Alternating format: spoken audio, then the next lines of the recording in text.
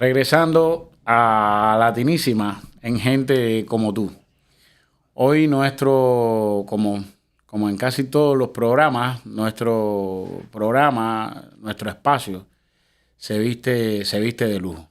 Con nosotros está el hermano y pastor Luis Márquez. Yo quiero decirles algo, que en mi experiencia en Trinity y haber conocido a Luis, yo lo identifico como un cristiano auténtico. Gracias. Como un cristiano auténtico por la manera en que se conduce, por la manera en que actúa, es consecuente con lo que dice y con lo que hace. Yo incluso tengo el privilegio de haber visitado su casa, como he visitado la casa de otros hermanos, ¿no? Y en su casa ese es el ambiente que he respirado. Hermano, bienvenido. Gracias, Pablo. Oramos. ¿Cómo no? Señor, en este momento ponemos este espacio delante de ti. Bendice al hermano Pablo, a su esposa Virginia y a todos los que están involucrados en este programa, que pueda llegar a muchas personas para que puedan, Señor, ser edificados. En Jesús oramos. Amén. Amén.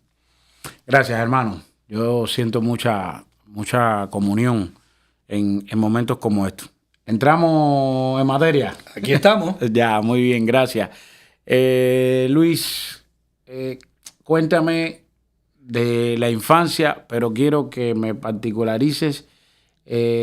Cuando llegó en el 59 la dictadura de Fidel Castro, tras cámara me dijiste que tenías 4 años.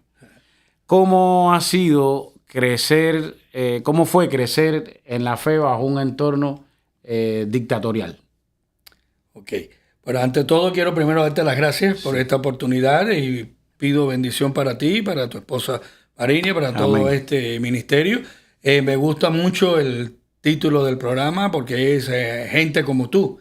Yo no creo que sea alguien extraordinario ni que tenga que decir, pero todo el mundo tiene algo que contar. Claro. Y ya cuando nos acercamos a una etapa de la vida, ya que la tercera edad, de hecho, con el favor de Dios, la semana que viene tengo un doble aniversario. Cumplo 30 años de estar en Estados Unidos y 70, los primeros 70 años de mi vida. Así que no es una siempre celebración. se cumple 70. No siempre se cumple 70 y sigue.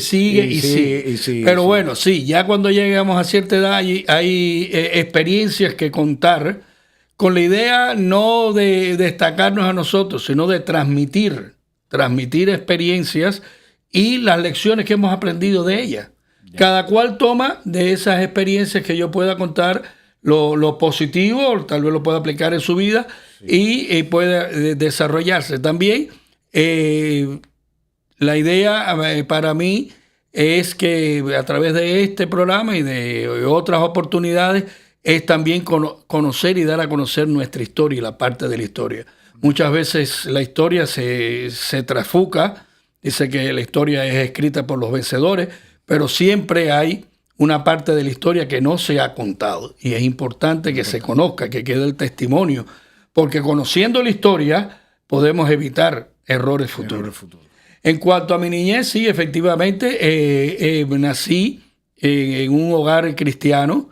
Mis padres, tanto mi padre como mi madre, estudiaron en el Seminario Bautista de La Habana en los años 40. Mi padre fue pastor, mi madre era misionera, graduada también del seminario.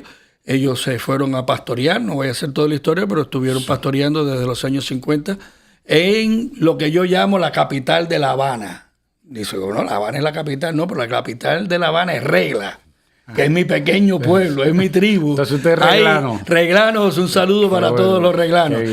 Sí, en Regla, y estuvieron ellos casi todo su ministerio por más de cerca de 50 años, y ahí nacimos 3 varones, del cual yo soy el menor, mi hermano mayor Luciano, pastor en New Jersey, mi hermano Lemuel, también pastor y sirviendo en el área de Hialeah por muchos años, sobre todo en la parte de la música, y yo, el Benjamín, como me decía, el tercero de la familia, también después fui ordenado al ministerio en la iglesia de la Trinidad. Así que parto de una familia cristiana, mis abuelos. Tengo el honor también, y esto que quede en la historia, de ser nieto de un mambí. Bien, porque mi abuelo paterno y su madre, nieto y bisnieto, fueron parte de las tropas de Maceo en Pinar del Río. Y eso está documentado, está documentado, y yo lo encontré la información que la atestigua. Así que tengo esa raíz de libertad. De libertad. Y una de las cosas que yo siempre he proclamado y he querido tener libertad, y dar también libertad a los otros, aún hasta para equivocarse, porque de las equivocaciones pues sale uno adelante. Mi infancia fue feliz, hasta en todo tiempo, un hogar cristiano. Mis abuelos, Agustín y Felicia, pues ayudaron mucho en nuestra crianza. Mi padre estaba muy involucrado en la obra, y mi madre tenía que trabajar en la calle, y ellos nos ayudaron mucho. De mi abuelo Agustín aprendí el amor por la lectura, era autodidacta y leía mucho, y mi abuela también era la que nos atendía, y nuestro padre. Así que en ese hogar cristiano estábamos creciendo bien, con un enfoque, pero llegó el 1 de enero de 1959 y ahí hubo muchos cambios, no solo a nivel nacional, sino también a nivel familiar. Algo interesante que quiero destacar es que en el año 60, teniendo yo unos 5 años, mi padre, bajo presión o bajo consejo de algunos familiares y demás, preparó todos los papeles para venir a Estados Unidos. Él visitaba Estados Unidos en los años 50 casi todos los años, y él nos preparó. Yo recuerdo aquella experiencia, pero es que tenía pocos años, de las vacunas y de todo aquello. Cuando él lo tenía todo preparado, él dijo: no, yo no me voy a ir, porque yo estoy llamado a predicar el evangelio aquí en Cuba. Y aquí está mi iglesia, y aquí está mi pueblo. Un acto de fe y de valentía. Un acto de fe y de valentía. Algunos compañeros de él del ministerio, que sí vinieron acá a Estados Unidos, le decían: tú estás loco, tú tienes 3 hijos varones, te los van a llevar al servicio. Bueno, él descansó en el Señor. Eso fue una. Tenía un llamado y fue fiel a ese llamado, y lo admiro por eso. Y segundo, dijo: si yo me quedo aquí, yo voy a hacer todo lo posible para que mis hijos tengan una vida normal. Y eso se lo agradezco mucho a mis padres, porque cuando llegaron los tiempos de prueba y los tiempos de presiones y demás, él siempre estuvo a nuestro lado y tocó cuantas puertas había, y no dejó, en lo que de él dependía, que nos pusieran el pie arriba. Pero era una presión tremenda que nos llevó. No era fácil para mí ser en un pueblo pequeño, como era donde todo el mundo se conocía, a pesar de que estaba dentro de la ciudad de La Habana. Regla es un pueblo pequeño, al otro lado de la bahía, y ahí todo el mundo se conocía. Todo el mundo conocía al pastor de la iglesia bautista, porque llevaba allí muchos años, y en las escuelas, los maestros. Recuerdo que cuando 12 años, y esto no lo he contado, pero es bueno que se sepa, porque uno tampoco es perfecto. Tenía 12 años, empecé la secundaria, y tuve una maestra de literatura que había sido maestra de mis hermanos anteriores, y sabía que yo era de la familia del pastor, hijo del pastor. Y en una de las primeras clases dijo: a ver, ¿quién cree aquí en Dios? Y un compañerito mío me señalaba. Yo no levanté la mano. Siempre me ha pasado, y creo que ha sido la única vez, y me sirvió de experiencia, porque después en pruebas aún mayores dije: no, yo jamás y nunca negaré al Señor. Pero por el otro lado también pienso que yo tenía mi libertad y mi privacidad. Y dije: no me da la gana de estarle siendo yo objeto de burla de esta señora. Porque la intención era burlarse de usted. Era burlarse. Pero además creo que desde el punto de vista psicológico, desde el punto de vista también de la edad que tenías, trataste de preservarte. Y fíjate, si fue bueno que te preservaras, que después, mira cuántas veces pudiste proclamar tu fe, aún en condiciones muy difíciles. Hay condiciones difíciles. Yo creo que incluso, por lo que hemos leído de las Escrituras, entre los apóstoles hubo quien también negó al Señor. Sí. Y después la vida le cambió y la propia obra. O sea que el apóstol Pedro. El apóstol Pedro. Tres veces. Así tres veces negó al Señor. No me comparo en lo absoluto con él, pero salvando lo cierto la es distancia, pero que en aquel momento fue así, y eso me sirvió para después, en pruebas aún mayores, decir: no, yo no voy a negar la fe. Sí. Y fue algo especial en Luis, ese momento. ¿Cómo era en ese momento que recuerda que me estás hablando? ¿Cómo era en ese momento, a partir de lo que ya me has dicho, cómo era defender la fe? Incluso por la defensa de la fe, su papá cumplió prisión. Ajá. Efectivamente, sí. Cuando yo recién cumplía los 10 años, el 27 de febrero de 1965, en horas de la madrugada, unos agentes de la seguridad del Estado cubana llegaron a mi casa, registraron la casa, sobre todo el cuarto donde yo, el más pequeño, dormía con mis padres. Gracias a Dios no me desperté, yo no sé cuál sería el trauma, ellos fueron en ese sentido cuidadosos, pero lo registraron todo y sí recuerdo cuando ya se lo llevaban, que yo me desperté, mis abuelos asomados en la ventana y yo me asomé y los vi. Lo llevaban normal, no lo llevaban esposado en eso. No, vamos a conversar. Esa conversación fue una prisión de varios años. Yo con 10 años tengo la experiencia de haber visitado los cuarteles de la seguridad del estado de La Habana en Villa Marista, de haber visitado la cabaña cuando estaba llena de presos políticos, haber visitado el presidio modelo, las circulares en Isla de Pino, Isla de la Juventud ahora, en aquel momento Isla de Pino, y también en una granja La Reforma, donde él estuvo, porque yo era el más pequeño y podía ir a todas las visitas, no así mis otros hermanos. Fue un momento difícil, la iglesia pasó por un momento muy difícil, mucha gente negaron la fe, muchos tuvieron temor, le decían no mandes a tus hijos, no vayas a la iglesia porque no van a estudiar. Tengo el testimonio que para la gloria de Dios, todos los que permanecimos fieles, de alguna manera pudimos hacer carrera universitaria. Sí, así que el Señor siempre premia la fidelidad. Y él estuvo muy vinculado en ese tiempo, la iglesia, en todas las iglesias se redujeron. En ese tiempo, además, suma que en el verano del año 67 pasó un cicloncito cerca de La Habana, el ciclón Alma, nunca he oído su nombre, y prestamos el templo por una noche. Y ese prestado duró más de un año. El templo estaba junto a la casa pastoral, lleno del peor elemento que había en eso. Todavía en el día de hoy, en el templo de la Iglesia Bautista de Regla, está el púlpito con un hueco arriba de un borracho que le entró un martillazo. Y eso lo tuvo que enfrentar mi madre sola. Pero tan pronto pudimos, comenzamos a dar cultos de nuevo. Y una señora pasó por medio del pasillo y mi madre le dijo, no, usted no puede entrar, tiene que dar la vuelta por allá atrás porque ahora estamos adorando al Señor. O sea que todo eso estuvo ocupado por esas personas que eran supuestamente evacuados. Pero en realidad el ciclón no fue algo. O sea que fue una forma también de ocupar la iglesia. De ocupar de la iglesia y no darle aquello, pero vencimos en esa etapa con el favor de Dios. Se entiende. Luis, tienes recuerdos familiares muy, muy fuertes y que han pasado 70 años casi y todavía veo con qué pasión hablas de esos recuerdos familiares. Ahora, si fueras a resumir toda esa etapa, ¿cómo influyó la familia de Luis Márquez en su formación cristiana? Independientemente que ya sabemos que naciste en esa familia, pero siempre hay elementos, ¿no? De peso. Claro.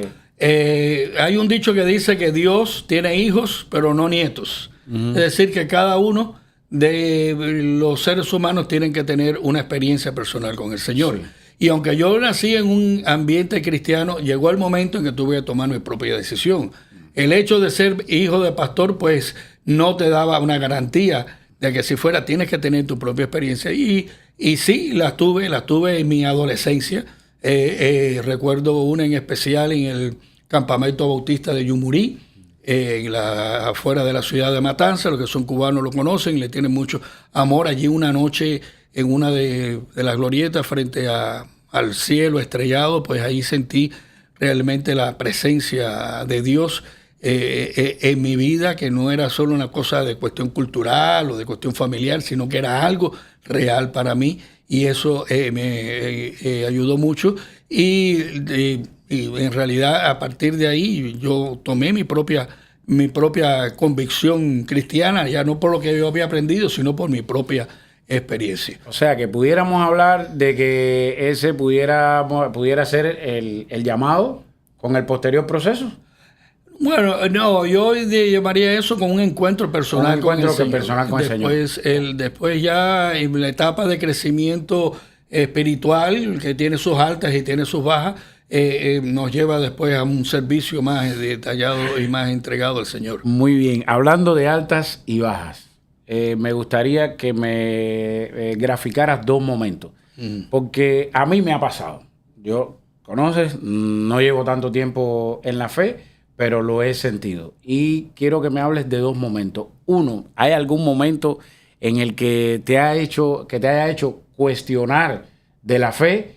Y el otro momento en el que se haya reforzado esa fe, por favor. Sí. Bueno, el cuestionado de la fe, ya lo conté en la temprana adolescencia. Eso hasta el día de hoy lo recuerdo y sí, me propuse decir no, más nunca. Más nunca. Sí, hubo momentos en que más adelante en mi vida profesional en que siempre estaba la disyuntiva. Bueno, si niego la fe, pues puedo obtener ciertas posesiones y ciertas ganancias, pero en realidad nunca lo puse en mi mente, lo cuestioné. No lo cuestioné porque yo tenía una convicción clara de mi relación personal con el Señor y de que había hecho la mejor decisión de la vida, que es entregar nuestra vida a Jesucristo, y yo sabía que aunque ande en valle de sombra y de muerte, no debía de temer porque Dios estaba conmigo. Experiencias positivas sí tuve muchas. Te cuento una de mi adolescencia.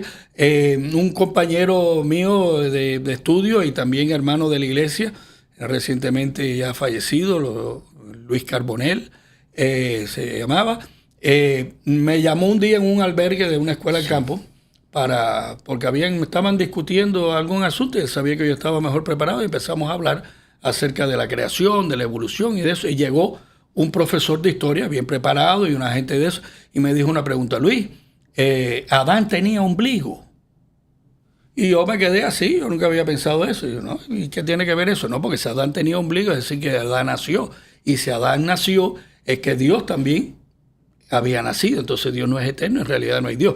Ahí ya tú sabes, lo que se armó fue porque este que estaba aquí nunca se quedaba callado. Ya. ¿Me entiendes? Y gracias a Dios, y ahí es donde va la influencia no solo de la familia, sino de la comunidad de creyentes, de la iglesia. Nosotros estábamos muy bien preparados, como dice, y fue uno de mis lemas de la juventud, en Primera de Pedro 3:15, estar preparados para presentar mansedumbre y reverencia, con reverencia ante todo aquel que demande razón de la esperanza que hay en ustedes. Así que nosotros estábamos bien preparados, a pesar que yo tendría 14, 15 años, y me la enfrenté.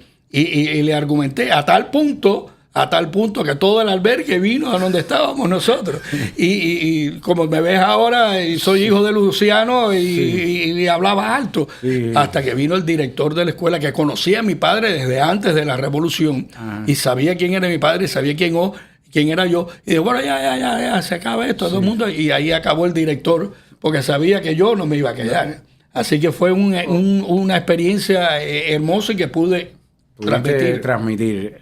Muy bien, me parece que el vivir como has vivido, como yo digo, vivir tu fe auténtica, con seriedad, con responsabilidad, desde niño te ha permitido avanzar y hacer cosas como esa, 12, 13, 14 años, poder poner un auditorio, encender un auditorio. Yo creo que eso dice mucho de sus cualidades. Ahora bien, usted estudió una carrera universitaria. ¿Qué fue lo que usted estudió? Bueno, originalmente yo escogí la carrera de bioquímica. Sí. De bioquímica. Muchos me conocen de mi generación como el bioquímico. Yeah. En realidad la carrera de bioquímica se dividía en aquella época en diferentes ramas y en el tercer año yo escogí la licenciatura en alimentos. Y era muy bonita, me gusta, sí. Fue mi primer amor profesional. El alimento, todo lo que tendría que ver con la tecnología, procesamiento y control de la calidad, desde un chorizo hasta un yogur.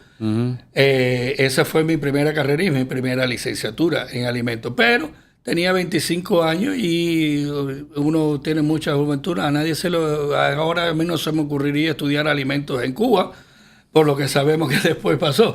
Nunca pude trabajar en la carrera de alimentos por dos razones. Número uno, porque no había mucho campo para eso. Estaba muy controlado por ya jerarcas que estaban en esa industria. Y número dos, porque cada vez que llegaba a algún lugar y llenaba la planilla de solicitud, una planilla como se llena en cualquier lugar, pero nosotros sabemos que en Cuba eso se llama el Cuéntame tu vida, Sí. donde preguntaban de todo, entre eso preguntaban si era religioso, si tenía fe, y nunca lo negué. Entonces, de muchas buenas oportunidades que tuve en esa carrera, nunca llegué a ninguna, porque nunca me daban la Una oportunidad. pregunta, entonces pudiéramos relacionar estos temas de la carrera con la vocación pastoral. Sí, pero más adelante, porque yo, ya que estamos en la parte de la vocación, yo en realidad, y debo confesarlo, y es una de las cargas tal vez que lleve, yo siempre sentí desde mi temprana juventud el llamado al pastorado. En Cuba se acostumbraba, y creo que todavía se hace, que en la última noche de las convenciones bautistas al menos, se hacía un llamado al pastorado. Y muchos pasaban. Y yo siempre sentía aquello, pero yo decía, yo puedo servir también, pero puedo hacerlo desde el punto de vista. Así que había una dualidad dentro de mí, de hacer mi carrera profesional y entregar por completo al pastorado. Así que en Cuba, aunque yo sentía ese llamado, en realidad ayudé mucho a mi padre, fui copastor de mi padre en la última etapa, sin ser ordenado, pero participé, pero no tenía ese, y me tiré más bien por la parte profesional, primero con la carrera de alimentos y después por la carrera de farmacia, que fue la que finalmente hice, porque Dios tiene planes. Sí. Te voy a contar pequeña, ahí se relacionan los dos. Estuve 2 años graduado sin poder ejercer mi profesión de licenciatura en alimentos, porque no me daban trabajo. Un día, una persona llega a mi casa. Primero, ante todo, y lo más importante, yo había hecho muchas gestiones, y aquí yo oré y lloré al Señor y le dije, Señor, yo no voy a hacer más nada, lo voy a dejar en tus manos, porque ya yo no puedo humanamente. No había pasado un mes y tocan a la puerta de mi casa. Luisito, ¿tú todavía estás sin trabajo? Sí. Bueno, mira, ve a ver, voy a decir su nombre porque ya está y se lo agradezco. Ve a ver a Blanquita, que ella quiere hablar contigo. Blanquita era la jefa la secretaria del Partido Comunista en una de las principales industrias farmacéuticas de La Habana, la empresa Saúl Delgado. Sí, la Saúl Delgado de medicamentos, la antigua Sarrá, en Teniente Rey y Compostela, en La Habana. Blanquita conocía a mi familia, no voy a entrar en detalles, pero Blanquita conocía a mi familia y ella puso su credenciación para dejarme a mí entrar allí como part-time, no sé, no me acuerdo cómo se decía en Cuba, pero era contrata, ni tan siquiera de eso. No era tiempo completo. Y siempre se lo agradeceré, y ahí empecé a trabajar en el área de la industria farmacéutica. Después vino la oportunidad de hacerme farmacéutico cuando empezó el boom de la industria farmacéutica y completé mis créditos para farmacéuticos. Recuerdo que una jefa mía en ese momento me dijo, cuando yo terminé ya lo que era la parte de farmacia, unos años después me dijo, qué bueno que terminaste y eso, pero tú sabes que aquí tú no vas a tener ninguna oportunidad de ampliación y tú sabes por qué. Qué pena. Y yo le dije, mira, el conocimiento nunca está de más.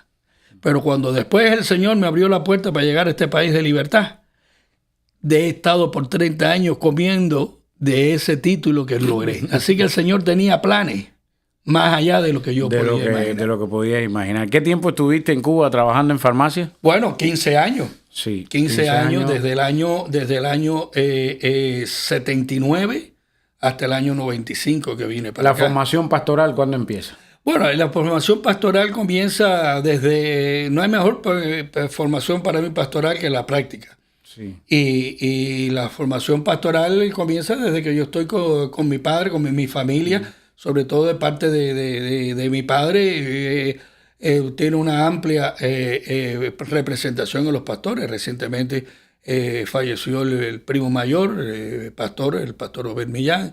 Mi padre, mi tía, la esposa de él era esposa de pastor. ¿Usted se forma como pastor en Cuba? Yo me formo en la práctica. En la práctica. Yo en realidad hice algunos estudios en el seminario bautista de La Habana, pero no fueron unos estudios completos de pastorado.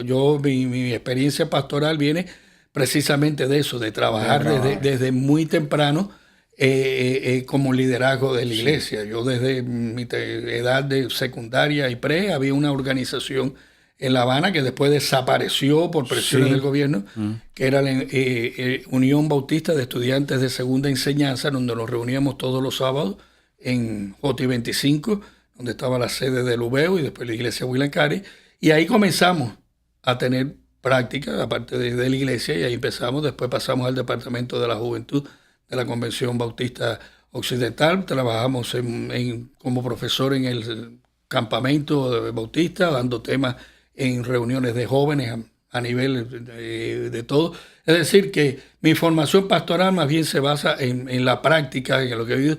Y claro, estudiaba, y de hecho estudiaba, y el día que ya me fui para ordenar, que me ordené en la Iglesia de la Trinidad en el año 2001, ya sí tuve que profundizar desde el punto de vista... o sea, para aclarar, usted se ordena como pastor aquí. Aquí sí, aquí en el año 2001 en la Iglesia de la Trinidad. En la Iglesia de la Trinidad, bajo el pastorado del pastor Víctor Reyes, que fue fundador de la iglesia y por muchos años pastor. Nos conocimos, Víctor, Aurora la conozco desde niña, y Víctor nos conocemos. Sí, he oído hablar mucho de ellos. Y ellos fueron de una ayuda tremenda cuando nosotros llegamos, y a insistencia de él y de la iglesia, pues vinimos a ordenarnos, y ahí hemos estado trabajando hasta el día de hoy, fundamentalmente. Pero mi función pastoral ha sido más bien, siempre lo he enfocado en ser de ayuda donde sea necesario para aquellos pastores a tiempo completo, porque yo he sido bivocacional. Yo seguí mi profesión y de esa manera he sido de soporte y de ayuda en todo lo que se me permite ayudar en la iglesia. Muy bien. Entonces, migración, nuevos comienzos. Estamos en Estados Unidos. Sí. Mi pregunta primera, ¿qué te motivó a emigrar? Bueno, me temó dos cosas. Primero, la búsqueda de libertad. Si bien puedo confesar de que, como casi todo joven en Cuba, en su juventud, pues tenía cierta ilusión de que en realidad todo lo que se decía se iba a formar. Ya cuando va uno madurando y cuando ya tiene hijos... A todos nos pasa. A todos nos pasa, ¿me entiendes? Eso sencillamente veíamos que no era cierto. Tuvimos la oportunidad también, estando en Cuba, de viajar fuera de Cuba. Entre esos, por ejemplo, mi esposa y yo con otros hermanos fundamos el movimiento médico cristiano en Cuba. Eso no se sabe, y si alguien me está oyendo en Cuba, le puedo dar datos históricos. Fuimos los fundadores del movimiento médico cristiano en Cuba. Y eso nos permitió pues conocer otros lugares. Mi esposa David dijo, no, efectivamente, no, esto no es lo que se dice, esto no es lo que es. Tenemos ya un hijo que desde pequeño también luchó por libertad, fue bien rebelde. Digo, sí, él aquí va a pasar mucho. El Señor nos abrió la puerta y pudimos emigrar en el año 95. Es una historia un poco larga, pero... Sí, básicamente llegamos. Háblame de los desafíos que enfrentaste en ese proceso y llegar aquí. O si saliste directo de Cuba para aquí, coméntame. Yo soy balsero, pero balsero aéreo. Sí. Yo vine con todos mis papeles en regla. En eso ayudó mucho el pastor Víctor Reyes y Aurora, que siempre se lo agradeceré. Mi padre, que ya estaban aquí. Otro amigo de la familia, Germán. Todos ellos ayudaron y Dios tiene caminos que uno no se imagina. Surgió la etapa del hundimiento de la lancha de regla. Sí. El pueblo fue tomado, ya nosotros estábamos siendo reclamados, pero se cerró toda la embajada, vino Guantánamo, y en ese medio vinieron los acuerdos migratorios de pie seco y pie mojado, y cuando la embajada volvió a abrir, estaba abierta para todo el mundo. Y yo fui como Esther delante del rey. María casi me empujó a la puerta de la embajada, porque en realidad no me tocaba. Pero Dios tocó el corazón de aquello. Y me recuerdo que había una funcionaria que no quería, pero por allá atrás vi una americanita rubia y dijo, sí. Y me entregó todos los papeles. Ahí comenzamos. E increíblemente, uno le dice, no, a esta gente, pero Dios abre puertas. Y a nosotros nos abrió. Mi esposa médico. yo farmacéutico. En 3 meses estábamos aquí. En 3 meses estábamos aquí y nos tardamos un poco más porque trajimos a mi cuñada que vivía con nosotros y queríamos traer también a nuestra querida suegra, que tú conoces muy bien. Sí, cómo no. Ella no pudo venir en ese momento por otras circunstancias, pero llegamos aquí a este país lleno de retos. Yo venía como debe venir todo el mundo, a comerse el mundo. Dios es bueno. Dios es bueno y nos da más que lo que... en menos de un mes de estar aquí yo estaba trabajando en un hospital. Porque una persona que yo conocía me introdujo en ese hospital, en el área de la farmacia donde yo había trabajado, donde trabajaba el doctor Elfredio Fusté. Y ahí empecé mis estudios, a hacer lo que le llaman la reválida. Fueron años difíciles. María le costó más trabajo porque nadie quería darle trabajo de auxiliar a una médico profesional especialista en gastroenterología. Decía, usted está sobrecalificada. Sí, está y ella decía, yo lo que necesito es un trabajo. Claro. Pero el Señor abrió puertas y gracias. Fue una etapa difícil como de todo inmigrante. O sea que como todo inmigrante tuvieron sus desafíos, siempre afincados de la mano del Señor. De la mano del Señor. Y a Dios gracias pudieron realizarse como muchos hermanos de la Iglesia de la Trinidad, de sus pastores y de la familia, y pudimos seguir. Y sí, hermanos, si usted llegó hace poco aquí en Estados Unidos, agárrese de la mano del Señor, que el Señor siempre va a abrir una puerta. Luis, la comunidad cristiana dentro de los Estados Unidos, imagino yo que no se parece a la realidad de la comunidad cristiana en Cuba. Pregunto yo, ¿es así o tuviste que adaptarte, tuviste que ejecutar cambios? Coméntame. Hay cosas comunes y cosas distintivas, ¿no? Yeah. Las comunes es que si tú vas a vivir una vida cristiana plena e íntegra, de la cual yo he tratado de hacerlo, no sé si lo he logrado siempre, altas y bajas siempre uno tiene. Yo aprecio que sí. ¿Entiendes? Pero siempre vas a tener retos. En cualquier sociedad, en cualquier lugar, se te va a cuestionar tu fe. Te vas a recibir burlas, te vas a recibir... Y eso es común tanto aquí como en Cuba. Yo creo que en muchos sentidos vivir la fe auténtica en Estados Unidos es más difícil que en otros países como en Cuba o el resto de Latinoamérica. ¿Por qué? Porque aquí hay muchas oportunidades para todo.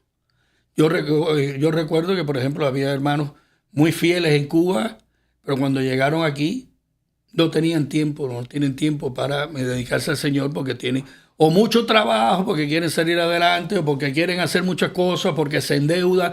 Entonces se olvida el primer amor, por un lado. Y por el otro, esta es una sociedad que cada vez se va más alejando de los principios cristianos en la cual fue fundada, y hay mucha información, mucha desinformación, muchas desviaciones de la doctrina tal como la palabra de Dios nos enseña, y eso nos reta a nosotros a no contemporizar y ser continuadores de esas doctrinas. Así que hay semejanzas. En Cuba teníamos que enfrentar el marxismo, sí. Aquí tenemos que enfrentar un tipo de secularización que nos lleva a cuestionar cada día nuestra fe. Sí, o sea, coincido con usted en que están las diferencias y las semejanzas, pero esa apertura, entre comillas, que hay, aquí hay que ser bien responsable para mantener la fe o los principios por los que nos considero que nos regimos nosotros los cristianos. Temas importantes en su ministerio educativo. Bueno, uno va evolucionando con los tiempos, ¿no? Con los tiempos. En mi juventud, ya lo dije, nos enfocamos en la parte de la juventud. Trabajamos mucho en el liderazgo de jóvenes. Mi hermano Lemuel Márquez fue el fundador del Departamento de la Juventud de la Convención Bautista de Cuba Occidental y lo instituyó. Y trabajamos en muchas áreas dentro de la juventud. También trabajamos en la música. Mi hermano Lemuel, muy buen músico, y yo lo secundaba. Yo machucaba el piano, ya hace mucho tiempo, pero sí también. Así que en eso, después que llego acá a Estados Unidos, me enfoco más en la parte de la educación cristiana, en preparar a líderes, en dar orientación, en dar clases de doctrina. Estuve por mucho tiempo pues dirigiendo el tiempo de estudio bíblico de los viernes en la Iglesia de la Trinidad y apoyando en todo lo que se me pide. Yo aprendí de uno de mis modelos y quiero hablar un poco de eso, porque no solo la familia ayudó, sino también el ambiente de la iglesia es importante. Yo creo que una de las cosas que nos ayudó a nosotros como familia era que en mi familia el centro de la familia era la iglesia. La iglesia. Y no porque era pastor, sino porque era la iglesia. Y nuestra familia extendida era la familia de la iglesia. Y yo recibí de muchos líderes. Todo giraba alrededor de la iglesia. Entonces, y de esa experiencia con el Señor. Yo sé que muchos, mira, aquí en Estados Unidos, y volviendo a ese tema, el mayor enemigo de la escuela dominicana en la iglesia no es la teología marxista, son los deportes, las danzas, esto que entonces quieren el niño hacer algo bueno y lo pongo en deporte. Y discúlpenme lo que lo tengo, mis nietos están en deporte. Multiactividad. Sí. Entonces no hay tiempo para estar levantado a las 10 de la mañana y ir a llevar al niño a que aprenda Biblia en la iglesia. En la casa no lo hacemos. La iglesia, aunque sea algo. No, porque está el deporte, está la danza, está esto y lo otro. Hermano que esté aquí en Estados Unidos, tenga en cuenta eso, porque lo que usted no siembra en la niñez y en la infancia, después no queda. Yo aprendí muchos de los versículos bíblicos que yo he repartido aquí, los aprendí en esa etapa, cuando era de niño. Y es importante aprender de memoria la palabra del Señor en esa etapa que tiene uno la mente fresca. La mente es una esponja que todo. Y aprendí de aquellos maestros que fueron extraordinarios, y voy a citar algunos: al doctor Leoncio Veguilla, reglano como yo, director de Educación Cristiana. Con él aprendí que la educación cristiana es el color blanco del arco iris. La educación cristiana en la iglesia agrupa a todos los demás departamentos y ministerios y está para servir a ellos. Y yo siempre le he dicho, yo estoy aquí dispuesto a servir, díganme en qué les puedo ayudar. Si lo quieren o no, ya es otra cosa. No, pero así lo veo, así veo su presencia. Leoncio Veguilla fue de eso, el doctor Luis Manuel González Peña, Humberto Domínguez, que fue muy amigo de mi padre, Fausto Morales, Nemesio García Iglesias, y tal vez alguno de ellos, pero todos ellos de alguna manera influyeron. Naranjo y su esposa Estela Hernández, Paquito Romero, que era un líder laico y que todavía vive, fue de mucha influencia en mí en mi juventud. Y eso lo ayuda a uno a madurar en la fe. Yo veo que la educación, se le va bien, es lo que es el ministerio que en estos momentos usted maneja. Coménteme algo, si la tiene bien y si no también. ¿Alguna experiencia impactante en ese proceso educativo? Algo que Luis haya dicho, wow, ¿valió la pena o no valió la pena?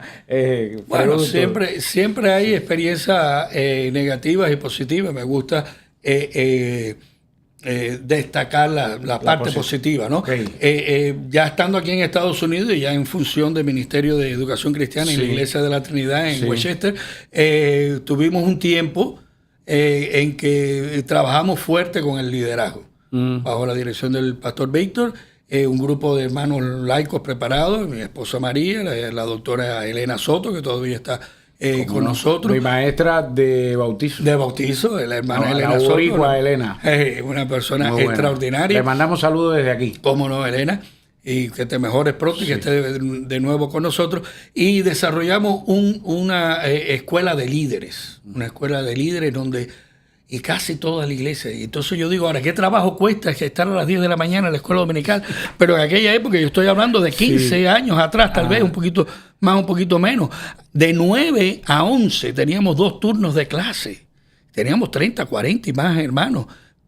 Clases bíblicas, doctrinales y de liderazgo, cómo liderar en la iglesia.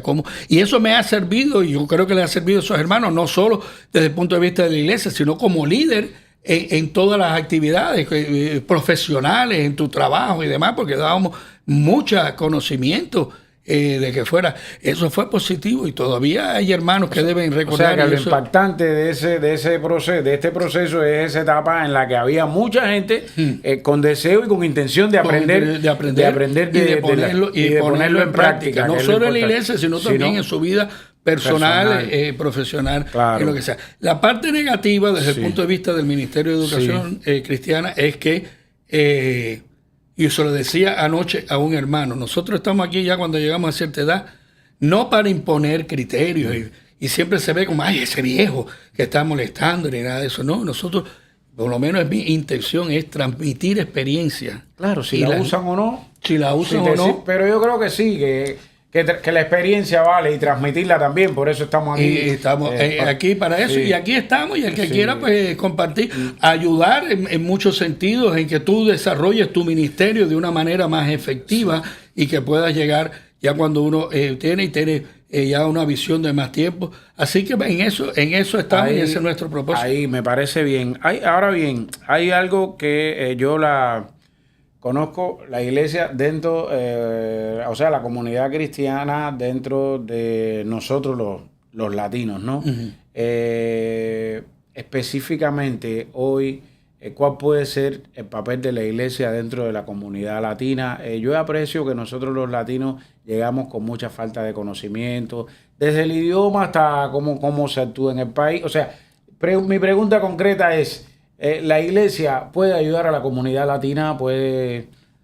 Es un elemento fundamental en el crecimiento de la comunidad latina y de cualquier comunidad. Primero, la iglesia tiene que ser sal y luz del mundo. Yeah. Nuestro mayor y objetivo fundamental es proclamar a Cristo como nuestro Señor y Salvador y buscar la transformación de esa persona. Cuando esa persona, mediante la experiencia personal con Jesucristo, tiene una transformación, entonces nueva criatura es.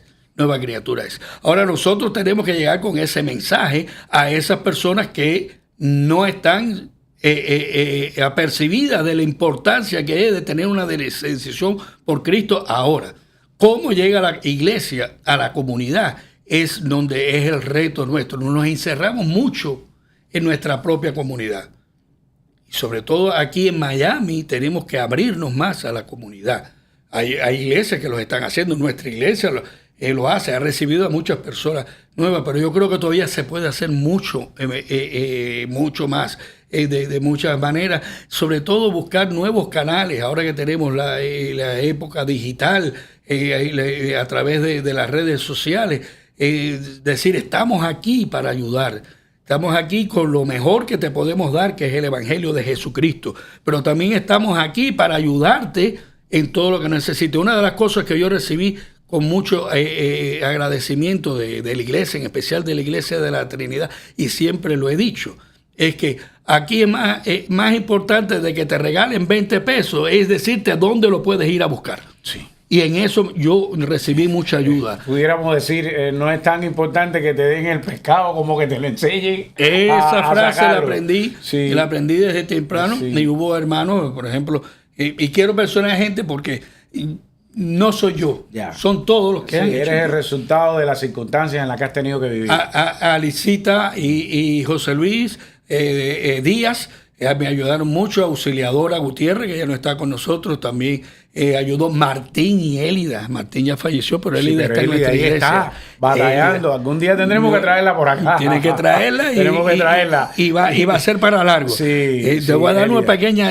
que la tengo puesta. Y si ya yo no estoy y tú todavía estás allí, allí en Trinity hay una bóveda sellada. Sí, yo la vi. Ahí está mi testimonio y está el testimonio, si no me equivoco, de Élida y Martín. Sí, yo la vi. Porque cuando yo compré mi primera casa, no tenía el dinero final para darlo.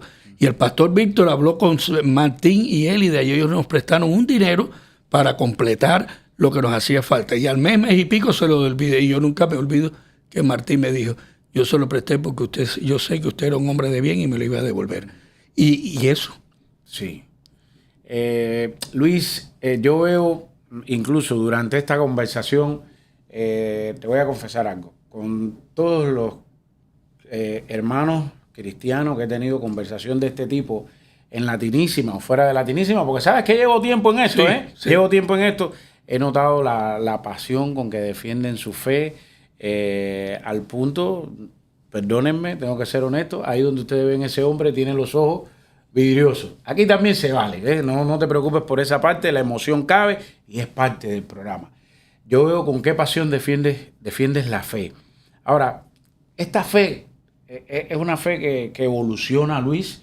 ¿Es estática, está ahí afincada a principio, o es una fe que evoluciona, que avanza? Coméntame eso. El resultado final es y debe ser y es un resultado positivo. Si todavía estuviéramos en los rudimentos de la fe, como dice el apóstol Pablo, si todavía estuviéramos nada más que a vianda y leche, poco hubiera sido. No perdemos la salvación, porque la salvación no depende de nosotros, depende de Dios a través de su acto de misericordia y de gracia a través de Jesucristo, pero nos perdemos muchas bendiciones que vienen a la par de eso. Así que la fe sí va creciendo hacia arriba y hacia abajo. No he sido perfecto. No he sido, hay muchas áreas en las cuales pudiera haber hecho mejor. Tal vez le he fallado a alguien. Si le he fallado a alguien, perdón, no lo he hecho con intención, pero sí, yo creo que sí, que ha sido algo positivo, y ya te digo, hay muchas experiencias en las cuales uno puede transmitir y puede ayudar, y eso enriquece. Perfecto. Estoy enfocado más bien ahora en transmitir esa experiencia a mi familia. Porque al fin y al cabo, lo último que queda, y lo que queda es mi familia. Gracias a Dios, mi hijo está en la fe, su esposa también, y los dos nietos, tengo dos nietos, Lucas y Logan, de 10 y 11 años, van creciendo en la fe. Y los domingos ellos están asistiendo a una iglesia americana, pero los domingos por la mañana, a veces el mayor, Lucas, va y le toca al padre y dice: papi, vamos, que hoy es día de la iglesia. Muy bien. Y eso me alegra. Eso está muy bien. Ahora, Luis, seguimos por el camino de la fe. Conozco de su preparación, de su formación, de sus conocimientos teológicos incluso, porque además es como yo siempre digo, vives ese tema con autenticidad, con tranquilidad, sin rimbombancia, todo con mucha naturalidad. Si fueras a escoger algún versículo de la Biblia, puede ser uno, puede ser dos, puede ser tres, ¿cuáles son los que más tienen que ver con Luis? Bueno, sé que la puse difícil, sí. pero sí. Ya a estas alturas de la vida uno siempre tiene algo que le impacta, y eso y casi siempre es en la etapa inicial de la fe, donde está uno esa luna de miel con el Señor. Y en mi caso coincidió con mi etapa temprana de la vida, de mi adolescencia, y voy a confesar algo que ya a estas alturas, ¿qué importa? Yo estaba enamoradito y no me hacían caso. ¿A quién no le ha pasado, no? Sí. Y yo estaba muy desilusionado. Y un día, un domingo por la mañana, pongo la radio. Tenía una radio, yo siempre he sido gente de radio. Y tenía mi radio, yo ponía la HCJB, La Voz de Los Ángeles, de Quito, Ecuador, que todavía transmite para toda América Latina, en estación cristiana. No sé cuál es el tema, pero el Señor me habló con el que ha venido a ser el versículo de mi vida. Salmo 37, versículos 4 y 5. Deleítate a sí mismo en Jehová, y Él concederá las peticiones de tu corazón. Encomienda al Señor, a Jehová, tu camino, confía en Él, y Él hará. Y cuando llegó mi etapa, que yo 2 años graduado, queriendo buscar ya novia para casarme, decía: ¿cómo yo me voy a meter a buscar una novia si yo no tengo ni para alimentarla? Estaba viviendo, ¿me entiendes? Ese versículo me llama: Él hará. Hizo, porque Él es fiel. Él es fiel. Así que ese siempre ha sido un versículo de mi vida. El otro que te mencioné, de Primera de Pedro 3:15, también ha sido un versículo fundamental para mi vida, y creo que sí, el Salmo 23 y otros tantos que nos ayudan. Has dicho algo que coincidió, no sé si sabes que la semana pasada estuvimos con el del pastor Dani Rojas, que aprovecho para mandarle un saludo, porque fue una buena conversación, aprecio yo, y él lo entiende así. Después de eso, un día entre semana, estuvimos por teléfono más de 1 hora hablando, Dani y yo, desde mi postura como siervo imperfecto, donde hablé con Dani cosas que para mí son muy importantes. ¿Y por qué traigo a Dani a colación? Porque Dani me habló como un momento importante para su fe la primera vez que también, ahí está en la entrevista, no estoy divulgando nada que no sé. La primera vez que él se enamoró de una muchacha, también era un jovenzuelo. Con la diferencia que Dani fue donde estaba su papá y le dijo, estoy sufriendo, estoy enamorado, y el padre le dijo, ora. Ora. ¿Y por qué lo digo? Para que la gente entienda que los cristianos no somos eso incólume que a veces la gente ve, eso inalcanzable, eso. No, nosotros somos seres humanos que sentimos, que padecemos, que tenemos pasiones. Afortunadamente, yo creo que lo que nos hace a nosotros un poquito mejor, aprecio yo, es que la mayoría de esas pasiones son buenas. Y que empieza por la pasión y el amor a Cristo. A mí me gusta mucho eso. La pasión a Cristo. Empieza por ahí. Que amén de todo eso, pero yo creo que me hayas contado eso, que el versículo que más te gusta empezó por ahí, me recuerda también la conversación con Dani. Dani me dice una de las primeras veces, fue así, y mi papá me dijo esto. O sea que yo creo que es muy bonito escuchar eso de un hermano de tanta experiencia y que lo haya confesado así, con esa naturalidad. A Dani Rojas lo conozco desde mi primera visita a los Estados Unidos. Su papá fue muy amigo de mi padre, él lo sabe perfectamente, y apoyó mucho a mi padre cuando llegó acá a Estados Unidos. Fue pastor de mi tío y de mis primos, Raúl y Graves, así que hay una bonita relación de años y de generaciones en nuestra familia. Qué bueno. Luis, ¿qué importancia tiene la oración en su vida personal y en su vida ministerial?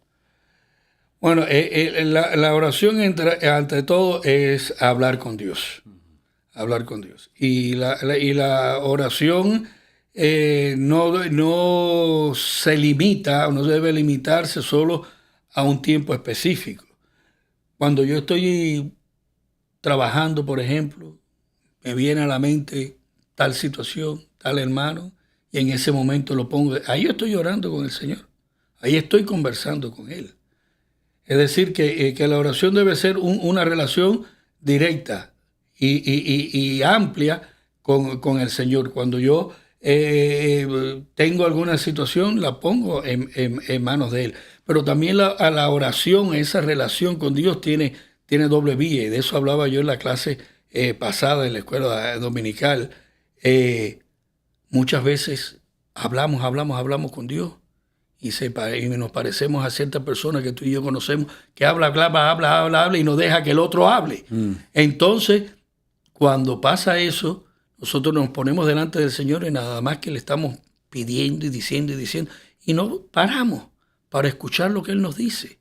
Y esa es una de las que está en mis planes en un futuro, volver a traer a nuestra iglesia una de las disciplinas espirituales, que es la disciplina del silencio, la disciplina de la meditación, que está muy íntimamente. De hecho, el domingo a las 10 de la mañana, lo estoy invitando, voy a repartir una hoja sobre las disciplinas espirituales, y una de esas es el silencio, la meditación y la oración. Están todas muy relacionadas. Para orar no hay que estar... Es bueno y es fundamental, pero no solo. No tengo tiempo para orar. Tú puedes ir orando y hablando con el Señor en cualquier circunstancia, y esa ha sido mi experiencia. ¿Sabes por qué le pregunto? Porque normalmente nosotros nos hincamos a orar ante el Señor cuando tenemos el fuego atrás. Pero mi pregunta, creo, porque lo he vivido de manera personal en los últimos tiempos, es que ¿por qué antes de que venga el problema, ¿por qué me aparté? ¿Por qué no oré para pedirle al Señor que me diera mansedumbre, que me diera capacidad para discernir entre el bien y el mal? Entonces, por eso le preguntaba, sí, lo importante que es la oración, no solo cuando ya no puedo más, cuando la carga, que toma, Señor, toma la carga, ok, está bien, carga con el problema, resuélvelo. Pero ¿por qué meternos en eso? ¿Por qué meternos en eso? ¿Por qué me aparto? Otros instrumentos. Claro. Otro de los pastores que influyó mucho en mi vida, y fue pastor también de Víctor Aurora y de algunos hermanos como Willy, Arnaldo, que están en nuestra iglesia, fue el pastor Rogelio Paret, el doctor Paret. Siempre, yo lo digo muchas veces en la clase, y Paret decía este gesto: mientras que estemos en esta, mientras que estemos en la carne, somos perfectos. El apóstol Pablo decía de los cuales yo soy el primero. Yo lo repito mucho en el trabajo, porque donde me conocen bien es en el trabajo. En el trabajo, y en, claro, y en claro, el hogar, claro, ¿me entiendes? claro. Yo lo digo, no, yo soy imperfecto, de los cuales si lo dijo Pablo, pero eso no me justifica a yo caer. El cristiano debe luchar para que esas caídas sean cada día menos y menos profundas. Y ahí está la relación con el Señor, en la manera en que nosotros nos entramos más en la presencia del Señor, menos frecuencia de eso. Pero mientras que estemos en la carne, desgraciadamente, muy así bien, va a ser. Luis, una historia personal rica. Yo lo sé así, lo siento, y quería preguntarte, ¿cómo crees que esa historia personal puede ayudar a otros a enfrentar historias similares o diferentes? Bueno, como dice el dicho, cada ser es un mundo, ¿no? Y cada uno tiene que pelear por sus propias experiencias. Lo que yo puedo transmitir es lo que yo he vivido y las lecciones que he aprendido de ella ante la situación. Primero, Dios es fiel. Dios es fiel. Dios no abandona. Ese mismo Salmo 37 dice, no hay justo desamparado ni su simiente que mendigue pan. Si nosotros llegamos a este país, llegamos con una mano adelante y la otra más adelante, no estábamos... Ni siquiera con una mano. No, ni atrás. Una adelante y la otra más adelante. Esa es nueva. Sí, una adelante y otra más adelante. Y así ha sido, pero Dios ha sido bueno. Bueno es Dios. Esa es la primera. Dios es fiel. Segundo, Dios es fiel para sus hijos, no para todo el mundo. Todos somos criaturas de Dios, pero hijos solo aquellos que lo aceptan como Padre a través de su Hijo Jesucristo. Así que todas esas bendiciones son para aquellos que confiesan su pecado, que se arrepienten delante de Dios y le aceptan a Dios como su Padre y a Jesucristo como su Salvador. Ahí es donde viene, Dios es fiel para sus hijos. Y segundo, también nosotros tenemos que ser fiel a Dios, en el sentido de ponernos a disposición de Él. Él tiene un plan para con nosotros y ese plan se hace realidad en la medida que nosotros nos ponemos en dependencia a Él. Él trabaja por caminos que en mi vida ha trabajado. Yo nunca me imaginé, en el año 80, cuando el Mariel llegaron a mi casa, agentes, y como sabían que mi papá era el pastor y era preso político, Luciano, si usted se puede ir con toda la familia. Mi hermano mayor ya era pastor, dijo, yo no me voy. Mi hermano segundo dijo, yo no me voy. Y yo que estaba soltero, me dice, pues si mis otros hermanos no se van y mi padre no se va, no me voy. Tampoco me voy. Después mi padre emigró primero a los Estados Unidos y dijo, lo que yo no pude empujar en el año 60, ahora los voy a dar. Y los tres vinimos de una manera apropiada, legalmente, y hemos prosperado y nuestra familia ha crecido. Nunca imaginé que yo iba a pasar casi ya la mitad de mi vida fuera de Cuba. Amo a Cuba. Amo a mi pueblo. Y quisiera ver un día Cuba libre. Será.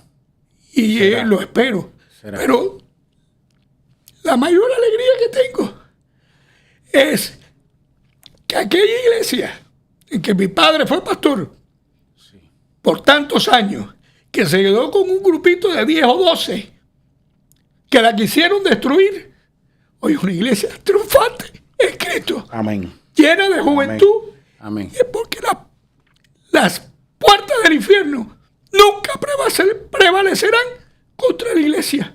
Amén. Y ese gozo que yo tengo. Amén. Amén, amén, amén, amén. Y soy muy emocional, tranquilo. Muy emocional. Eso es parte del proceso. Estamos en familia. Estamos en familia, y los que te están viendo, lo importante de este proyecto es que le demos voz a los que no tienen voz. Gracias. Y si la voz sale rajada por la emoción, por el llanto, por la pasión a Cristo, bienvenida sea. Amén. Amén. Padre, hermano, fuera del ministerio, ¿cuáles son las actividades que más disfrutan? Bueno, compartir con la familia. Compartir con la familia. Ahora tengo 2 nietos, que eso es una bendición. A mi hijo le gusta todo lo que es la práctica de outdoor, fuera de casa, Sí. de la casa, se van a cazar, a pescar, a veces los acompaño. Me gusta, siempre que tengo la oportunidad, pues contarle de nuestras historias cuando hacemos viajes largos, tanto acá como al extranjero, pues trato de transmitirle lo que sabemos, aunque a veces ya es lo contrario, con la nueva Con la tecnología. Yo le he dicho a mi nieto Sí. mayor, y dije, espérate, que yo sepa, antes los abuelos le contaban a los nietos, No, ahora eres tú el que me estás contando a mí, ¿no? Pero bueno, Sí. me gusta que así sea. Disfruto mucho de eso, disfruto mucho el participar en la iglesia. Sí. Nuestra sigue siendo nuestro punto de interés. Me gusta mucho digamos, el teatro, la música. Siempre que tengo la oportunidad, pues asisto a algún tipo de presentaciones. Leer, en realidad he perdido un poco el hábito de leer porque la internet te capta mucho y tengo el propósito de volver más a la lectura. Muchas encuentras cosas fáciles, sí, muy rápido. Muy rápido. Y la memoria, a mí también me pasa. Normalmente era tipo que devoraba libros, pero como ahora lo encuentras todo tan fácil, solamente con una expresión de voz. Sí. Entonces uno ha perdido, pero sí hay que rescatar eso. Las noticias y Sí, los comentarios, sí. Tiene la parte buena, muchos de los materiales que comparto en la iglesia y uso para el ministerio, pues también lo encargo de él, pero siempre recomiendo la lectura, es importante. De hecho, esta semana le estaba recomendando a un par de jóvenes en una reunión familiar y tengo que mandarle la lista. ¿Qué libro le recomendaría? Bueno, hay de dos tipos, ¿no? Libros cristianos, sí, y libros seculares, pero que ayudan también, que son positivos. Sí. Dentro del punto de vista cristiano, aparte de libros de enriquecimiento espiritual que pudiera haber, pero yo le recomendaría mucho a la juventud que leyera biografías de misioneros. Eso se ha perdido. Yo en mi juventud y en mi niñez, en los embajadores del rey, aprendí mucha historia misionera. Sí. Y perdemos el concepto de que tenemos que ir a predicar el evangelio, ir por todo el mundo. Yo aprendí de Adoniram Judson, aprendí de David Livingstone, visité su tumba en la Catedral de Westminster en Londres, aprendí de Albert Schweitzer, premio Nobel de la Paz y otros tantos, y conocíamos. Ahora tú le preguntas a algún muchacho y a un otro si no lo conoce, y eso nos sirve de inspiración, ¿no? Y sobre todo la Biblia. Desde el punto de vista secular hay mucho. Fui un lector apasionado de Víctor Hugo en mi temprana juventud. Pocos se han leído los 5 tomos de Los Miserables. Yo me lo leí, vi la obra y vi la película y visité y voy a visitar nuevamente dentro de poco la Catedral de Notre Dame, nuestro jorobado de Nuestra Señora de París, y en literatura latinoamericana. Increíble, pero hay que reconocer donde está lo bueno. Gabriel García Márquez. Cuando hice mi primer viaje de novio a casa de la que iba a ser mi futura esposa, María, en Las Tunas, en 700 kilómetros, un tren que en aquel tiempo era rápido y se demoraba unas 12 horas. El FIA, Malta. Todavía existía aquello. Estoy hablando del año 1900.com para no poner fecha. Compré en una librería que había en la terminal de trenes. En la estación central. Sí, en la estación central. Dije, voy a entretener mi vida, y lo vi finito y dije, bueno, su ideología no es la mía, pero lo voy a leer. Y compré el libro Historia de una muerte anunciada. Crónica de una muerte anunciada. Crónica de una muerte anunciada. Fue mi primer libro de García Márquez. Después leí otros, muchos de él, incluyendo su obra cumbre, 100 años de soledad. También Vargas Llosa, también es un escritor. Y José Martí tiene muchas cosas y yo se las leo a mis nietos. El otro día le estuve leyendo de la Edad de Oro y contándole la Edad de Oro. José Martí tiene tantas cosas que son extraordinarias. Así que es una combinación. Es una combinación de la lectura cristiana con buenas cosas de la literatura universal. Sí, creo en eso. Luis, ¿sueños? ¿Todavía tienes sueños? Sí, ¿verdad? Sueño Bueno, háblame de esa meta personal, de ese sueño, después que tenemos... como individuo, Sí. como cubano, Sí. y ya lo viste, quisiera ver una Cuba libre. Ya. Una Cuba libre donde pudiéramos tener esto sin ningún tipo, donde ningún tipo de pudiéramos problema. desarrollar, donde haya tantos talentos. Ver una Cuba libre que muchos han partido sin verla, pero yo estoy seguro que algún día llegará y yo quisiera verlo. Desde el punto de vista de la iglesia, me complace ver el crecimiento que ha tenido la iglesia en Cuba, aquella iglesia que fue perseguida, que fue maltratada. Una palabra que se me ha olvidado y que quiero destacar. En Cuba yo no puedo decir, y lo quiero decir para hacer eso, que yo fui perseguido en el sentido de que me encarcelaron, a mi padre lo encarcelaron, buscaron otros pretextos, pero sí ocurrió, pero no en mi caso, pero sí sufrí del ostracismo, Sí. que es una palabra muy clave de las sociedades totalitarias, en especial las marxistas. Estás ahí, te aguanto, pero no te miro, no te hago caso, no te hago doy, caso, sí, no te doy oportunidades. te ignoro y no te doy ninguna oportunidad. Es una forma de persecución. Yo en una oportunidad conté mi experiencia en una reunión de estudiantes cristianos en La Habana. A mí en el año, cuando terminé mi high school, me iban a procesar para la juventud comunista, aquello que se llamaba las asambleas y los estudiantes Asamblea ejemplares y esas Estuvieron cosas. como 5 horas, yo fui el último. Y cuando terminó la reunión, la que presidía la secretaria general de la juventud del PRE, dice, pocos de los que hemos presentado aquí tienen las características que tiene el compañero Luis Márquez. Pero como es cristiano y no lo niega, no puede ser de la juventud. En aquella época así era. Esa experiencia yo la conté. Y después cuando terminamos la reunión, vinieron unos hermanos y dijeron, allá atrás se llaman sentados 3 miembros del Comité Nacional de la Juventud Comunista. Y escucharon tu experiencia y tu experiencia va a ser positiva para ellos. Porque dije, y se perdieron nuestro talento, nuestra capacidad, nuestra entrega total, que no lo hacíamos por un gobierno ni por un líder, lo hacíamos porque el cristiano está llamado a servir. Y uno de mis sueños es seguir sirviendo al Señor, sirviendo donde Él me llame. Y donde no me pueda servir, Él me abre otras puertas. Porque con mis limitaciones de edad, pues tal vez se piense que yo no pueda servir, pero siempre uno tiene una oportunidad de servir. Y siempre hay una persona necesitada. Yo siempre he dicho, en la iglesia hay oportunidad de servir. Busca una necesidad y trata de suplirla. Y ahí tienes un ministerio de servicio al Señor y a la comunidad. Sí, Luis, yo no voy a concluir este momento, no lo voy a concluir yo, lo va a concluir Luis, pero estamos en la parte final y antes de concluir yo quería decir algo que ha sido un momento para mí muy, muy gratificante, me ha llegado, me ha llenado, no, ¿cómo diría? Usted no defrauda.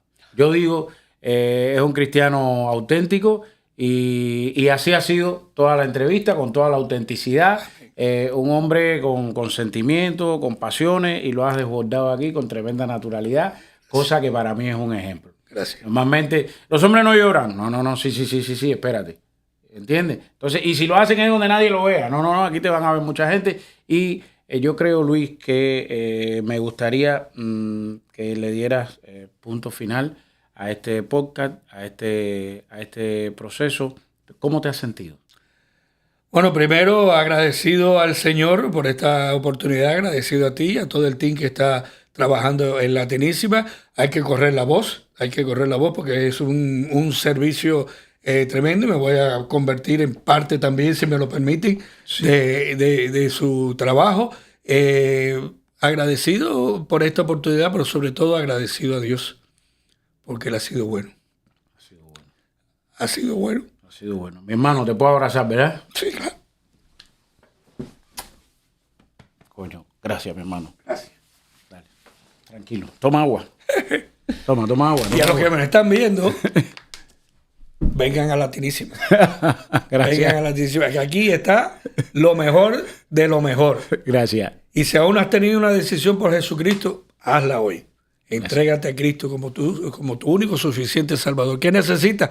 nada. Confesar tu pecado delante de Él, no delante de nadie. No me vengas a mí porque yo soy tan pecador como tú. Pero delante de Dios Él recibe a todo aquel que está dispuesto a seguir el camino de Él. Así que ven a Él y podrás tener unas experiencias que van a ser edificantes para toda tu vida hasta la eternidad. Que Él les bendiga. Gracias. Amén.